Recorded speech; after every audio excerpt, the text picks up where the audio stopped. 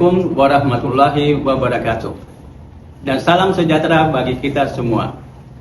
Perkenalkan, nama saya Dr. Maharaja Abdinul, ST MSc, dosen tetap pada program studi manajemen Fakultas Ekonomi dan Ilmu Sosial Universitas Padjat. Pada kesempatan ini, saya akan menyampaikan video pernyataan diri dalam rangka pemenuhan dokumen penunjang sertifikasi dosen tahun 2026, khususnya dalam aspek pelaksanaan Tridharma Perguruan Tinggi dalam bidang pengajaran atau disingkat dengan PDD UKTP tahun 2026. Adapun mata kuliah yang kuampu adalah mata kuliah semester 1 dengan nama mata kuliah Dasar Ekonomi. Mata kuliah ini adalah kuliah pengantar yang mempelajari konsep, prinsip, dan teori ekonomi sebagai landasan untuk memahami bagaimana individu, perusahaan, pemerintah, dan masyarakat dan membuat keputusan-keputusan pada sumber daya yang scarcity, yang terbatas untuk memenuhi kebutuhannya yang sangat luas, sangat tidak terbatas. Capaian pembelajaran pada mata kuliah ini adalah: 1. Menjelaskan konsep-konsep dasar ilmu ekonomi beserta ruang lingkupnya. Yang kedua, menganalisis masalah kelangkaan, pilihan, dan biaya peluang dalam pengambilan keputusan. Ketiga, menjelaskan bagaimana mekanisme pasar melalui analisis permintaan dan penawaran dan keseimbangan harga, termasuk dalamnya adalah adanya campur tangan dalam pasar tersebut. Keempat, menganalisis perilaku konsumen dan produsen berdasarkan teori ekonomi mikro. Kelima, menjelaskan konsep-konsep dasar ekonomi makro seperti pendapatan nasional, inflasi, pengangguran, dan pertumbuhan ekonomi. Keenam, menganalisis peran pemerintah dalam mengatasi kegagalan pasar dalam menjaga stabilitas ekonomi. Ketujuh, menggunakan konsep ekonomi untuk menganalisis permasalahan ekonomi pada tingkat lokal, nasional, dan global. Sebagai pendidik, saya terus berusaha memperbarui metode pembelajaran dengan memanfaatkan perkembangan teknologi, informasi, dan komunikasi, penggunaan media digital, platform pembelajaran daring, studi kasus, diskusi kelompok, pembelajaran berbasis proyek, serta pendekatan berbasis riset menjadi bagian dari upaya saya untuk meningkatkan kualitas proses belajar mengajar. Demikian pernyataan diri saya sampaikan dengan sebenar-benarnya sebagai bentuk komitmen saya untuk menjalankan profesi saya sebagai dosen. Semoga senantiasa saya diberikan kesehatan dan kekuatan dan kesempatan untuk terus berkarya, mengabdi serta memberikan manfaat yang sebesar-besarnya bagi mahasiswa perguruan tinggi dan Indonesia. Assalamualaikum warahmatullahi wabarakatuh. Waalaikumsalam warahmatullahi wabarakatuh. Selamat siang. Ketemu lagi saya Pak. Hari ini kita kuliah tentang mekanisme pasar. Ya. Jadi tujuan kita hari ini adalah pertama untuk mengetahui bagaimana konsep permintaan dan penawarannya. Yang kedua, kita mau tahu bagaimana interaksi ya, antara permintaan dan penawar. Ya, antara permintaan dan penawaran. Interaksi keduanya itu dengan yang kita kenal sebut dengan keseimbangan pasar. Seimbang secara natural, seimbang tidak ada tipu-tipu di dalamnya. Ya, jadi pasar yang seimbang pasar. Yang ketiga yang kita nanti tidak tahu adalah bagaimana apa yang terjadi jika ada gangguan terhadap pasar. Kenapa terjadi gangguan pasar? Nah, dan apakah gangguan pasar itu bisa berakibat buruk atau baik bagi kita semua? Itu nanti sekarang. Sekarang, nah itulah tadi yang harus kita nanti kita temui pada mata kuliah ini, pada materi mekanisme pasar. Yang pertama, ya kita masuk pada satu konsep pada permintaan itu. Ya, apa itu permintaan? Permintaan sebenarnya abstrak. Ya, minta apa? Sebenarnya dia abstrak. Kalau permintaan kita gambarkan apakah permintaan itu berwarna apa, kita tidak tahu. Ya, permintaan apakah permintaan itu bentuknya bulat atau segi 4 atau segi 5? Yang sifatnya abstrak, maka tidak ada bisa konsep. Ya, maka konsep yang bisa mendekati kata permintaan itu adalah kita menggunakan dalam hal ini adalah konsep matematika. Mau tidak mau, karena kita bicara tentang mekanisme. Nah, pendekatan yang paling mungkin adalah kita gunakan pendekatan matematika.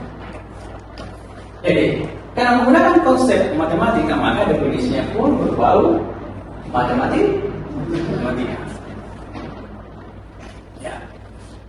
Permintaan pasar adalah dan kurva permintaan, ya, atau market demand menunjukkan hubungan antara jumlah barang yang diminta dari berbagai tingkat harganya. Ya, jadi hubungan antara jumlah barang dengan harga permintaan. Sekarang saya mau tanya, ya, kalau barang naik, semakin banyak yang Anda minta atau semakin sedikit? Dapat dijawab? Saya bisa jawab. Tadi minta Pak. Kalau naik harga, apakah semakin banyak yang kau minta atau semakin sedikit jumlah yang kau minta? Kalau konsumen atau produsen Pak? Konsumen? Ya, konsumen. Sedikit Pak. Semakin sedikit karena permintaan kita semakin mengurangi jumlah permintaan, harga semakin sedikit. Kalau misalnya harga di mall diskon, semakin banyak yang beli, semakin banyak. Nah, sekarang kedua, hukum permintaan. Kenapa tadi pernah ada hukum permintaan? Nah, namanya law of demand. Dia menyatakan bahwa jika harga naik, maka jumlah permintaan turun. Ya, disebut dalam seteris paribus. Nah, seteris itu ada asumsi. Ketika kita ada asumsi, jika semuanya itu dianggap on sama. Kita asumsi. Kalau kita asumsi begini, jika Anda pergi ke mall beli celana, ya, celana panjang, maka uang yang Anda gunakan hanya bawa ke mall, semuanya hanya untuk beli celana, tidak beli baju yang lain, beli baju, beli makanan, dan tidak hanya untuk beli celana. Nah, itulah konsep. Mendapat adalah akumulasi dari seluruh permintaan individu, ya, adalah akumulasi dari seluruh permintaan individu dalam pasar. Nah, dapat mempengaruhi macam-macam. Ada harga barang itu, ada harga barang lain, ya, harga barang lain misalnya gini. Kau beli, kadang ke mall beli celana. Tapi harga itu harga celana naik. Maka kau pasti melihat harga barang lain, misalnya merek A.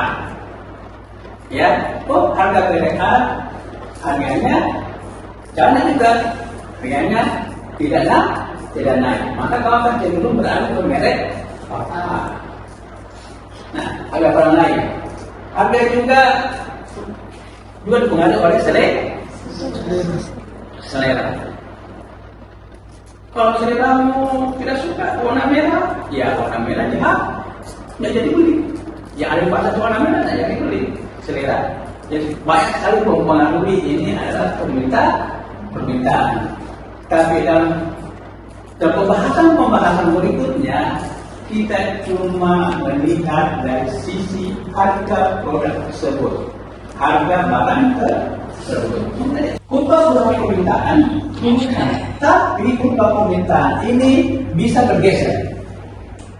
Bergeser artinya bisa semakin banyak permintaan, bisa semakin banyak berkurang permintaan. Nah, kira-kira menurut Anda apa yang menyebabkan kurva permintaan bergeser ke kanan? Ya. Menurut saya yang mengakibatkan kurva bergeser ke kanan yaitu perubahan pendapatan, Pak. Kalau misalnya ada pendapatannya naik, maka juga suatu produk yang dapat dibeli juga naik. Ya, bagus sekali. Nah, dengan demikian bahwa saya cuma mau menjawab bahwa jika permintaan meningkat, maka akan bergeser ke kanan kurva permintaan. Jadi kalau pendapatan menurun, kita bagaimana? Bergeser ke Kiri. Nah, bagaimana? Ada nggak yang lain selain pendapatan? Saya Pak, Ya, karena adanya perubahan selera. ya, karena ada perubahan selera. Seperti tidak misalnya, pernah ada satu masa orang menyukai dengan jeans warna merah, ya, jeans warna merah, blue jeans. Adakah blue jeans merah? Tidak. Mau blue jeans itu pasti biru. Dan ini warna merah. Pernah satu masa. Nah, permintaan kemudian berubah. Warna merah tidak suka, tiba-tiba permintaan bergeser ke kiri. Yang tidak lagi meminta itu jeans berwarna merah. Nah, selain permintaan dalam sistem mekanisme pasar juga terdapat namanya kurva penawaran atau disebut dengan supply curve. Kurva penawaran ini ya bentuknya agak berbeda dengan kurva permintaan. Dia sifatnya dan punya kemiringan yang positif. Ya, artinya positif ini artinya semakin banyak, semakin tinggi harga yang ada, maka semakin meningkat jumlah barang yang terdapat. Begitulah terbunyinya perilaku para produsen. Semakin tinggi harga, maka juga semakin banyak yang ditawarkan. Seperti misalnya petani naik harganya beras. Oh, petani pagi ini menanam padi. Peternak ikan naik harganya ikan, dia akan semakin bergiat untuk menanam sekaligus dapatnya empang dan lain-lain. Ya, yang itulah contoh barang yang semakin meningkat. Nah, tapi dalam kurva penawaran, ya sama juga terjadi pada kurva permintaan. Ya, kurva penawaran juga bisa bergeser, ya, bisa bergeser ke kiri dan ke kanan. Kira-kira menurut Anda, kalau yang saya jawab, ya, kurva penawaran bergeser ke kanan dengan apa misalnya? Saya Pak, Ya, yang akan terjadi itu akan terjadi panen raya yang Oh. akan meningkatkan produksi. oh ya, jadi panen raya salah satu bentuk, salah satu kegiatan yang bisa menimbulkan bergesernya kurva penawaran ke kanan. Ya, kenapa? Semakin banyak produksi, maka semakin banyak ditawarkan. Nah, itu yang terjadi pada kurva penawaran. Kalau bergeser ke kiri bagaimana? Saya Pak, Ya, biasanya terjadi kegagalan panen yang disebabkan oleh tanah. oh kegagalan panen ini masih berkaitan dengan tanaman ya. Jadi ada kalau panen raya pasti banyak produksi. Ada hama yang makan, misalnya hama wereng kalau di mana, di padi, atau hama belalang itu merusak, atau hama tikus itu akan mengurangi panen. Bagaimana dengan hama di ikan? Ada nggak ya? Ya, apa namanya itu? Ya, hama di ikan. Ada nggak yang sampai merusak gagal panen ikan? Oh ya, ada juga ya namanya, tapi nggak lupa ya. Namanya itu bukan petani kan? Pasti ada ya, lupa juga. Nah, itu, selain hama, apa kira-kira bisa mengurangi panen? Bisa mengurangi ini, bisa menggeser kurva ke kiri. Apa lagi? Ya, bencana alam yang pasti. Ya, seperti yang terjadi baru-baru di mana, di Uruguay, mana bukan Paraguay, mana? Yang baru negara di sana ada daerah kena bencana, ya semua di Palu rumah. Hasil sama yang terjadi baru-baru di Palu. Ya berapa tahun kemudian, hancur apa akibatnya? Misalnya pabrik kan tutup. Ya, akibat tidak ada produksi, akibatnya pulau pengenalan menggeser ke kiri. Ada permintaan, ada kurva permintaan, ada kurva penawaran, ya. Maka terjadilah interaksi keduanya, permintaan dan penawaran. Seperti kalau Anda membeli sayur di depan rumah. Siapa sih pernah beli sayur di depan rumah? Ada enggak? Ya, pernah beli sayur depan rumah, atau membeli ikan depan rumah, atau Anda membeli tadi pagi nasi kuning, ya, pasti Anda berinteraksi secara Anda dari sisi yang butuh permintaan, maka yang menjual dari sisi supply. Anggaplah dia perlu produsennya, meskipun dalam praktik sehari-hari sebagai produsennya, tapi dia sebagai perantara, ya penjual. Nah, maka interaksi keduanya, ya, dapat kita gambarkan seperti gambar di atas, seperti gambar ini, ya, gambar. Jadi, gambar ini. Nah, interaksi keduanya ini disebut dengan nama, maka ditemukanlah misalnya harga pasar. Ini jumlah yang diminta secara pas interaksi keduanya, ya, maka kita dapat menentukan berapa jumlah yang diminta dan berapa jumlah yang ditawarkan. Ya, tentukan pasarnya bagaimana namanya keseimbangan yang dapat. Ya, maka sudah kelihatan di titik ini disebut dengan titik equilibrium.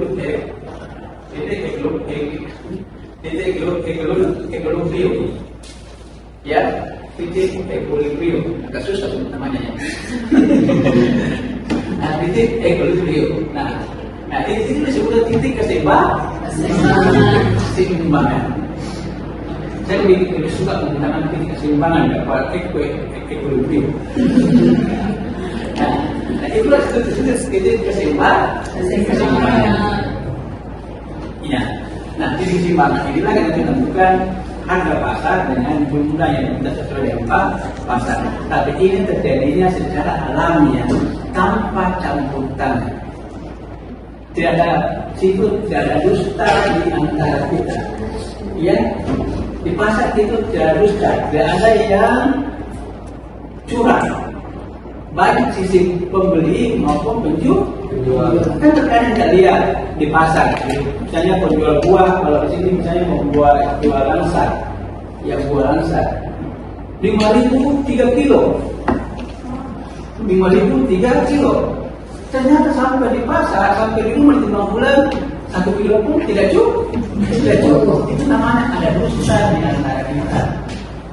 Ya, atau Anda datang ke penjual langsat juga. Anda membeli langsat 1 kilo, tapi cobanya banyak. 5 orang Anda datang belanja di penjual nasar, masing-masing coba 10 biji, kan lumayan. Nah, itu namanya ada dusta di antara kita. Ya, ada sifat yang namanya moral hazard. Ada yang moral hazard, ya, moral yang rusak, ya, yang rusak. Yang mekanisme yang dipraktikkan dalam baik dari sisi penjual maupun sisi pembeli, baik sisi konsumen maupun produsen, semua unsur tipunya. Nah, sistem inilah disebut dengan nanti buat perhitungannya, kita latihan dengan perhitungannya dan Anda dapat tugas untuk itu perhitungannya. Di materi ini sudah siapkan Anda, ya, untuk perhitungannya, Anda tugas untuk itu, ya. Dan bagi yang mau bertanya, Anda dapat bertanya melalui chat group dan saya bersedia menjawab kapan saya sepanjang Anda bertanya kepada chat group ya. Silakan bertanya mau bagaimana caranya di dalam grup tersebut, ya.